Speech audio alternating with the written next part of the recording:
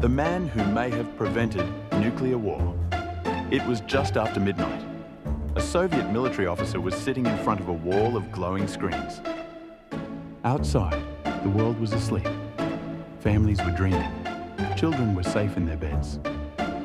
No one knew that, within the next few minutes, one ordinary man might make one of the most important decisions in human history. And the terrifying part is this: he had almost no time to decide. The date was September 26, 1983. The Cold War was at one of its most dangerous moments. Relations between the United States and the Soviet Union had deteriorated sharply. Only weeks earlier, the Soviet military had shot down Korean Airlines Flight Ur-7 after it entered Soviet airspace, killing all 269 people on board. Fear, suspicion, and mistrust were everywhere. Both superpowers possessed enough nuclear weapons to destroy civilization many times over. Everyone feared the same nightmare: a surprise nuclear attack.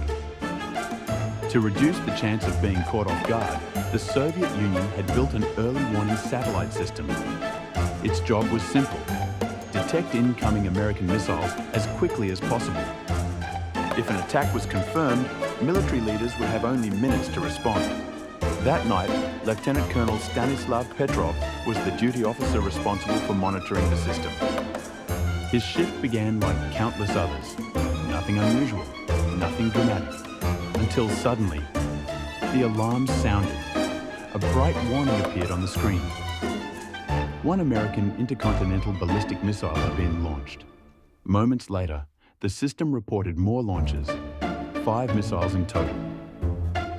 The computers classified the warning with the highest level of confidence. According to the system, the United States had begun a nuclear attack. Wait, what? Petrov now faced an almost unimaginable responsibility. If he reported the warning as a confirmed attack, the information would move rapidly up the chain of command. Soviet leaders would have only minutes to evaluate the situation. Every second mattered. The pressure was overwhelming. The computers were saying one thing. History was warning another. Petrov had been trained to trust the system, but something bothered him. If the United States truly intended to launch a first strike, why only 5 missiles? A real surprise attack would likely involve hundreds, not a handful. The warning felt wrong. There was another problem. The satellite system was still relatively new. Petrov understood both its strengths and its limitations. He knew that no technology was perfect. Radar stations could not yet immediately confirm the launches because of the missile's expected flight path. For several long minutes, the satellite warning stood almost alone. He had to decide before complete information was available. That is the first real WTF moment.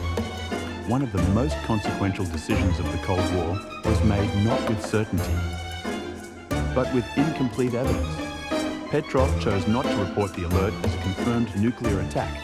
Instead, he judged it to be a false alarm. He waited. Minute after minute passed.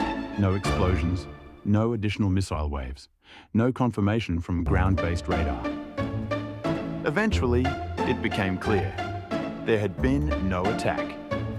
Later investigations found that sunlight reflecting from high-altitude clouds had confused the satellite system, causing it to mistake those reflections for missile launches under very specific conditions.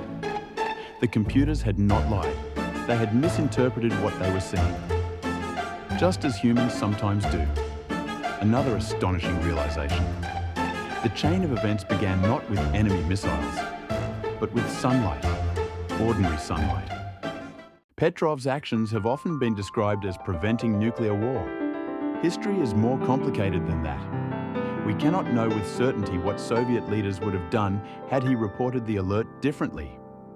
Multiple people and procedures existed within the command system. There were additional checks before any launch decision. Historians continued to debate exactly how close the world came to catastrophe. But there is broad agreement on one point. Petrov's judgment reduced the risk of a disastrous escalation during one of the most dangerous periods in modern history. He did not panic. He questioned the evidence. He trusted his training, his experience, and his understanding that extraordinary claims required extraordinary confidence. Perhaps that is what makes his story so remarkable. He was not trying to become a hero. He was simply trying to do his job correctly. For years, his role remained largely unknown outside the Soviet Union. There were no celebrations, no victory parade, no headlines announcing that disaster had been avoided. History often remembers the wars that happened. It forgets the disasters that never occurred. Maybe that is why stories like this matter. Civilization is not protected only by technology, or treaties, or weapons. Sometimes it is protected by ordinary people who remain calm when everyone else expects panic. People willing to say, "Something doesn't make sense."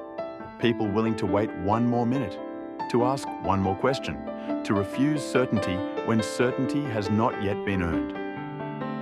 Perhaps the future has survived countless moments like these, moments we will never know about.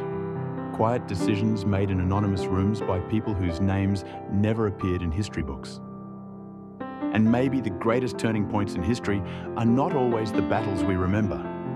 Maybe they are the catastrophes that never happened because one ordinary person chose wisdom over fear. So, when history looks back, perhaps the most important heroes are not always those who changed the world through great victories, but those who quietly prevented it from falling apart.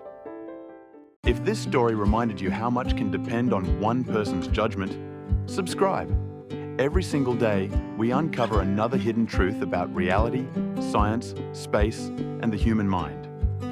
Because history is not only written by famous leaders. Sometimes it is written by ordinary people making extraordinary decisions.